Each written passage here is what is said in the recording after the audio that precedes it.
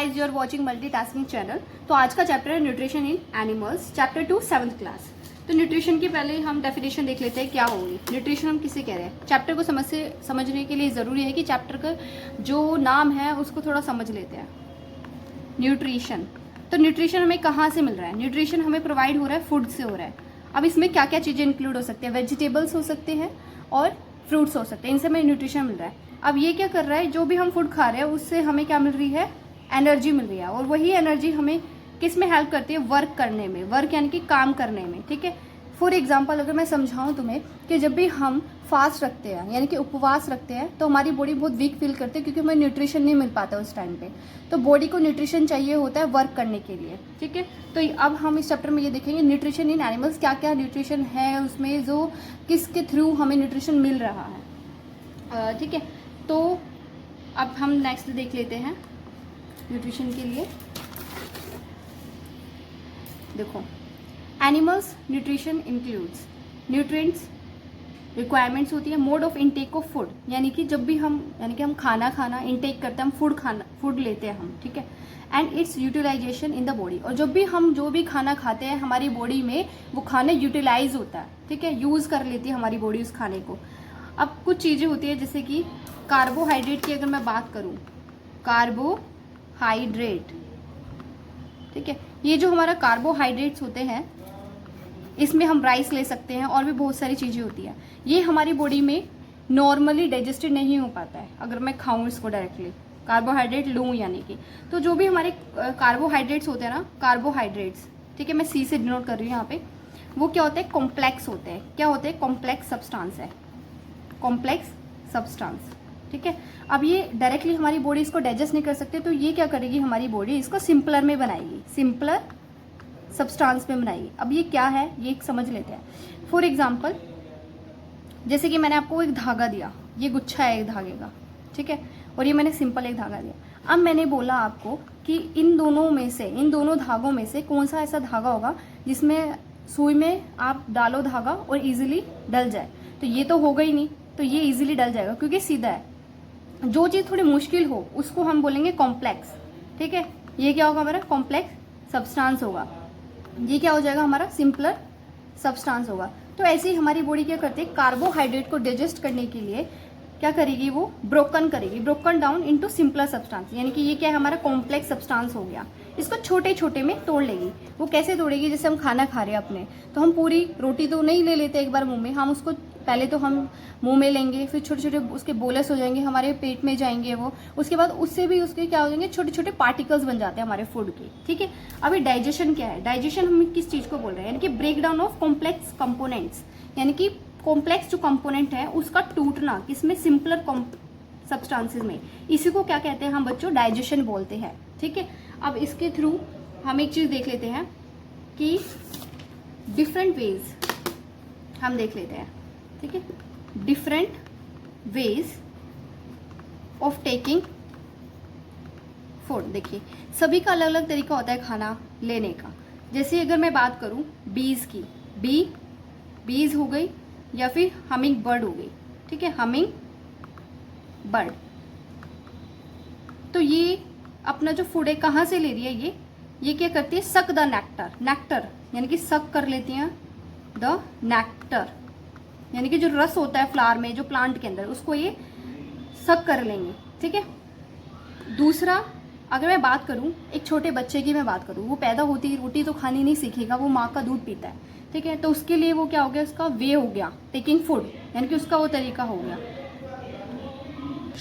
जैसे मैं स्नेक की बात करूं, लाइक द पाइथन, यहाँ एक ये स्नेक का नाम है पाइथन। ठीक है, ये क्या करता है? स्वेलो कर लेगा एनिमल्स, यानी कि उसको एनिमल्स को निगल जाएगा, खा लेता है, छोटे छोटे प्रे को खा लेता है। ऐसे ही कुछ हमारे एक्वेटिक एनिमल्स हो गए। एक्वेटिक होते हैं पानी में जो रहने वाले होते हैं। ठीक है, एक्वेटिक ये पता होना चाहिए एक्वेटिक एनिमल्स हम किसको बोलते हैं। ठीक है, तो एक्वेटिक होते हैं जो वाटर में रहने वाले होते हैं, यानी कि जो पानी में रहने वाले होते हैं। ये क्या करते हैं? पानी में जो आसपास के पार्टिकल्स तैर रहे होते हैं उनको ये इंगल्फ कर जाते हैं, खा लेते हैं। ठीक है, अब हम नेक्स्ट एक बार मैं समझा देती हूँ आपको। फोटोसिंथेसिस से रिलेटेड कुछ चीज़ें हैं। देखो, फोटोसिंथेसिस, इसके बारे में हमने चैप्टर 1 में भी पढ़ा था। ठीक है, फोटो मतलब होता है लाइट, ठीक है, यानी कि लाइट की प्रेजेंस में हम खाना बना रहे हैं। ठीक है, अब एक चीज़ आप एक समझना, मैं यहाँ पे लिख रही हूँ प्लांट और यहाँ पे मैं लिख रही हूँ ह्यूमन बीइंग। ठीक है, ह्यूमन बीइंग। ठीक है, अब देखो इन दोनों में से अपना खाना कौन बनाता है। ठीक है, ये चीज़ समझना। तो जो प्लांट होता है ना वो अपना खाना खुद बनाते हैं। ठीक है, ये खुद बनाते हैं, लेकिन ह्यूमन बीइंग्स अपना खाना खुद नहीं बनाते हैं। हम जो प्लांट हमें खाना दे रहे हैं हम उसको पकाते हैं, ना कि बनाते हैं। ठीक है, पॉइंट टू बी नोटेड, इसको याद रखना। अब नेक्स्ट हम देख लेते हैं डाइजेशन के बारे में। डाइजेशन इन ह्यूमन्स पे कैसा होता है डाइजेशन। ठीक है, ये समझ लेते हैं। देखो डाइजेशन इन ह्यूमन्स में माउथ, सबसे पहले हम क्या करते हैं, खाना खाते हैं माउथ के थ्रू, यानी कि फूड हमारी खाएंगे हम, वो डाइजेस्ट होगा कहाँ पे, स्टमक में। और फिर जब हमारी बॉडी के अंदर, स्टमक के अंदर जो खाना डाइजेस्ट हो जाएगा वही हमारी बॉडी क्या कर लेगी, यूटिलाइज कर लेगी। अब होता क्या है, क्योंकि पूरा जो भी हम सब कुछ खाते हैं तो हमारी पूरी जो बॉडी होती है उसको सारा खाना जो भी हमने खाया है उसको डाइजेस्ट नहीं कर पाती है।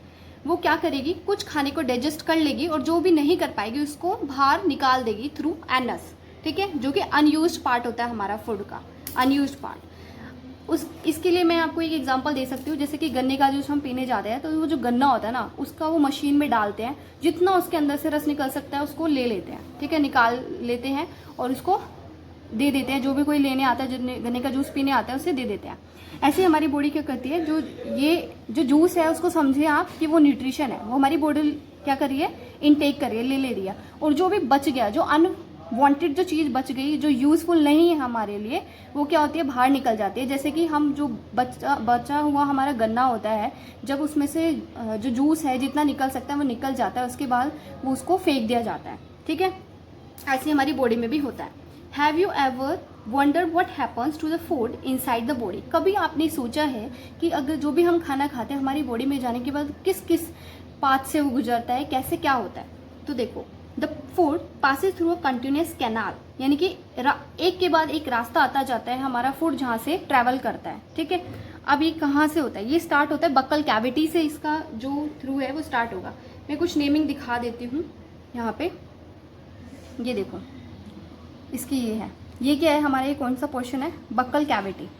ये हमारा स्लाइवरी ग्लैंड है, ये ईसोफेगस है। ठीक है, इसको हम फूड पाइप भी बोलते हैं। जैसे पानी का पाइप होता है ऐसे ही फूड पाइप होता है जहाँ से खाना ट्रेवल कर रहा होता है। ये हमारा स्टमक आ गया। स्टमक के बाद हमारा स्मॉल इंटेस्टाइन है, लार्ज इंटेस्टाइन है, रेक्टम, एनस है, ये हमारा गॉल ब्लैडर है, दिस इज द लीवर। ठीक है, अभी कौन कौन से पाथ से जाता है, यानी कि डिवीजन ऑफ कैनाल, ये जो रास्ते हैं क्या है, नंबर वाइज देख लेते हैं। पहला आता है हमारा बक्कल कैविटी। बक्कल कैविटी के बाद हमारा खाना जाता है फूड पाइप में जाता है, जिसको हम ईसोफेगस भी बोलते हैं। देन हमारा खाना जाता है स्टमक के अंदर, उसके बाद जाएगा स्मॉल इंटेस्टाइन में, large intestine and then rectum, और लास्ट में ये जो जाता है एनस। ठीक है, अब एक चीज़ ये समझें आप कि इन सभी को मिला करके, ये जो पूरा जो प्रोसेस था हमने देखा, इन सभी को मिला करके हम एलिमेंट्री कैनाल और डाइजेस्टिव ट्रैक्ट बोलते हैं। ये चीज़ याद रखें, अगर एग्जाम में पूछा जाता है व्हाट इज एलिमेंट्री कैनाल और डाइजेस्टिव ट्रैक्ट, तो इन सभी को मिला करके हम बोल देते हैं एलिमेंट्री कैनाल और डाइजेस्टिव ट्रैक्ट बोल देते हैं। ठीक है, उसके बाद आता है डाइजेस्टिव सिस्टम क्या है। अब मैं एक चीज़ बता दूं तुम्हें, इसमें क्या होता है, डाइजेस्टिव सिस्टम क्या होता है। देखो, हमारी बॉडी से डाइजेस्टिव जूसेस रिलीज होते हैं, और डाइजेस्टिव ट्रैक्ट है हमारा ट्रैक्ट, जिसको बोलते हैं द एसोसिएटेड जो ग्लैंड्स, इससे जो रिलेटेड जुड़े हुए जो ग्लैंड्स होते हैं हमारे, वो together constitute the digestive system. ये सभी क्या बनाते हैं, हमारा डाइजेस्टिव सिस्टम बनाते हैं। ठीक है, आज का सेशन मैं यहीं ख़त्म करती हूँ। आपको कुछ भी नहीं समझ में आया इससे तो प्लीज़ मुझसे दोबारा से पूछ सकते हैं।